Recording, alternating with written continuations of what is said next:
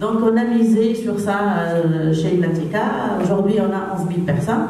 Donc on a essayé de rassembler tous les acteurs, comme Khaled a dit tout à l'heure, ce sont des concurrents. Hein. Donc le fait de les rassembler, et le fait qu'ils partagent des choses et qu'ils parlent de l'avenir, c'est déjà une réalisation en soi donc, qui a été faite.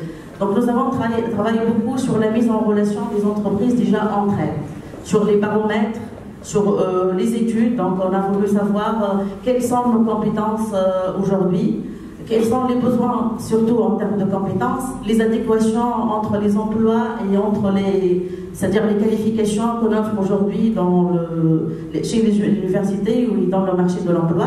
C'est beau d'avoir aujourd'hui à peu près 30% de taux de chômage en Tunisie, mais je vous assure qu'on ne trouve pas les compétences. Donc il y a une pénurie de compétences et c'est pour ça qu'on a essayé de renforcer et de mutualiser les bonnes pratiques des RH avec les universités aussi, telles que les STIC, les aides aussi, les NIT. Donc on s'est rapproché de ces institutions. Donc on a signé une convention cadre avec le ministère de la formation professionnelle et de l'emploi. Et c'était une réussite parce qu'aujourd'hui on est arrivé à quand même créer par exemple un master co-construit en infotronique avec les STIC. Donc c'est un master là où on a donné nos besoins en amont. Donc si je dis besoins en termes de ressources et d'emploi, on ne parle pas d'aujourd'hui, mais on parle de dans 3 ans, dans 4 ans. Donc on a essayé de travailler sur ça et on a trouvé une bonne écoute de notre ami Monji, que je remercie infiniment. On a aussi donc signé une convention de partenariat avec Isette Bizert, avec le centre 4C, dans le même objectif. Ils étaient très collaboratifs avec nous.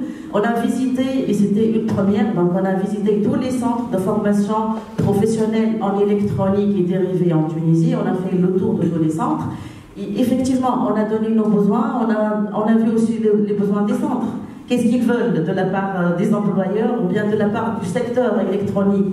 Si je dis électronique, pourquoi électronique? C'est un secteur en pervasion. Il intègre tous les secteurs, toute l'industrie. Donc aujourd'hui, la réussite de l'industrie tunisienne ou même mondiale, elle est basée sur l'électronique. Demain, on va avoir tout en électronique. Donc c'est le secteur pierre angulaire. Les perspectives, donc qu'est-ce qu'on veut faire? On a fait pas mal de choses. On a une année, quelques mois, on n'est pas trop anciens, mais on a fait beaucoup de choses. Donc les perspectives, c'est d'abord d'instaurer un relais emploi, qui peut être une porte d'entrée pour ces entreprises-là, pour le secteur. De concevoir une politique RH partagée, on a déjà commencé avec les benchmarks, des bonnes pratiques et tout ça, et tous les DRH et les dirigeants étaient là.